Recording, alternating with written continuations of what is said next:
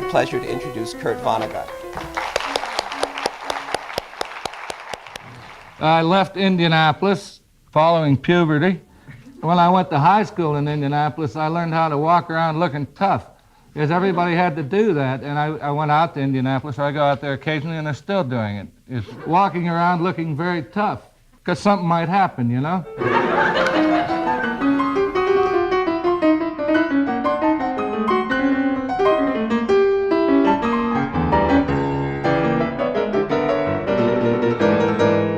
I was raised by a black maid by the name of Ida Young. I probably talked to her more than anybody, so whatever is nutty about me was nutty about her too, I think, because I saw a lot more of her than I did of my parents. Here comes a rather intimate part, as I used to keep it a big secret, and I used to have awful guilt feelings. My mother was crazy toward the end. She was all right in the daytime unless you tried to take her picture, where you get a bizarre reaction. At night, she would really get wild, squaring people away and crashing around the house. That was barbiturates. These were supposed to tranquilize her, and they turned her brain to cobwebs. And I can't get mad at my mother because I pity her so much, is what she went through. I went and saw my parents' tombstone a couple of months ago, and I cried, and I hadn't cried for a long time, and what I was crying about was I wished they had been happier than they were, and I think this is probably a dumb thing to do. I think probably parents are much happier than the parents realize.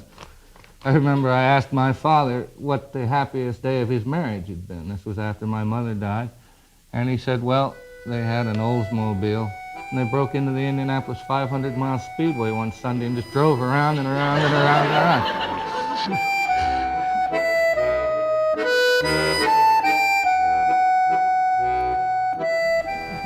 I've heard that a writer is lucky because he cures himself every day with his work. What everybody is well advised to do is to not write about your own life. This is if you want to write fast. You will be writing about your own life anyway, but you won't know it. And the thing is, in order to sit alone and work all day long, you must be a terrible overreactor, and you're sitting there doing what paranoids do, is putting together clues, making them add up, you know. Putting the fact that they put me into room 471, you know, and what does that mean and everything?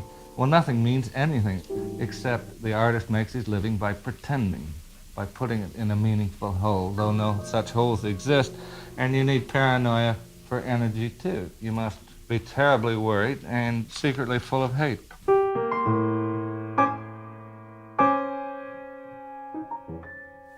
I am now older than George Orwell when he died. I'll soon be older than Jack Kerouac when he died. Anyway, I've wondered why all these people kill themselves. And I think that writers, creative writers, are in the process of becoming. They are humanity becoming. It's like reaching into the mouth of a student and taking a hold of a piece of tape in the back of the mouth without getting bitten, and seeing what the hell's written on it, and then just keep pulling it out. And the person doesn't know what the hell it is.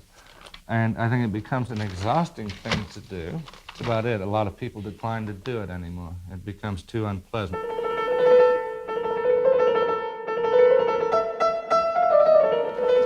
I have written a story called The Big Space Fuck. And it's about this big...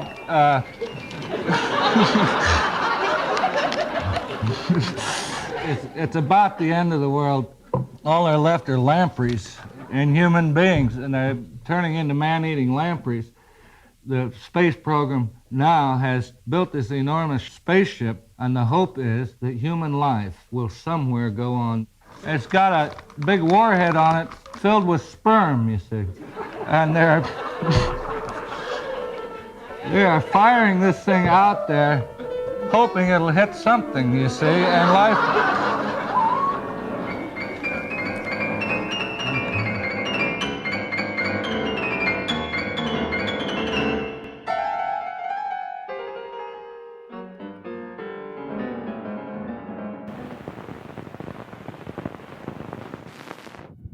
It's a question of education, to teach people to be on their guard against the sort of verbal booby traps into which they're always being led, to analyze the kind of things that are said to them. I think it's terribly important to insist on individual values, that every human being is unique.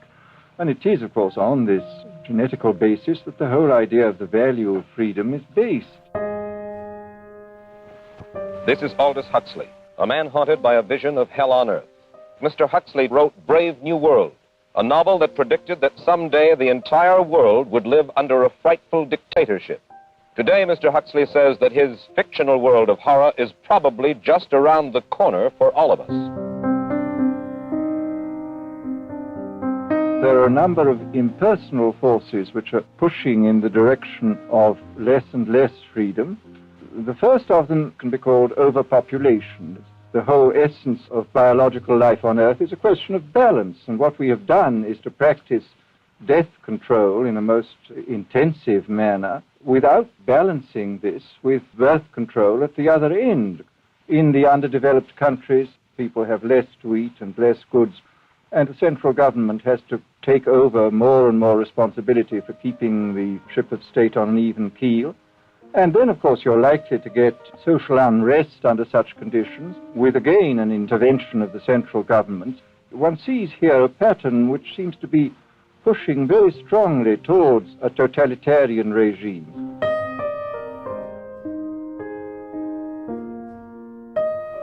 Are there specific devices or methods of communication which diminish our freedoms? Well, there are certainly devices which can be used in this way. Hitler used terror on the one kind, brute force on the one hand, but he also used a very efficient form of propaganda. He had the radio, which he used to the fullest extent, and was able to impose his will on an immense mass of people. I mean, the Germans were a highly educated people. We mustn't be caught by surprise by our own advancing technology. This has happened again and again in history. And suddenly people have found themselves in a situation which they didn't foresee and doing all sorts of things they didn't really want to do. At present, the television, I think, is being used quite harmlessly. But I mean, imagine, which must be the situation in all communist countries, where the television, where it exists, is always saying the same thing the whole time, is always driving along. It's drumming in of a single idea all the time. It's obviously an immensely powerful instrument. All technology is in itself morally neutral. These are just powers which can either be used well or ill. It's the same thing with atomic energy. We can either use it to blow ourselves up, or we can use it as a substitute for the coal and the oil which are running out. In this book of mine, Brave New World, I postulated a substance called soma, which was a very versatile drug. It would make people feel happy in small doses, make them see visions in medium doses, and it would send them to sleep in large doses. I think it's quite on the cards that we may have drugs which will profoundly change our mental states without doing us any harm. Well, what is going to happen in the future is the dictators will find, as the old saying goes, that you can do everything with bayonets except sit on them. That if you want to preserve your power indefinitely, you have to get the consent of the ruled. And this they will do partly by drugs, partly by these new techniques of propaganda. They will do it by bypassing the sort of rational side of man and appealing to his subconscious and his deeper emotions, making him actually love his slavery. I mean, I think this is the danger, that actually people may be in some ways happy under the new regime, but they will be happy in a situation where they oughtn't to be happy.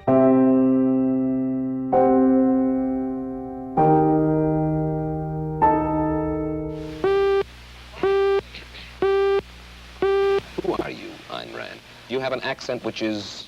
Russian. Russian. You were born in Russia? Yes. Came here? Oh, about 30 years ago. And whence did this philosophy of yours come? Out of my own mind, with the sole acknowledgement of a debt to Aristotle, who is the only philosopher that ever influenced me. I devised the rest of my philosophy myself. I'm curious.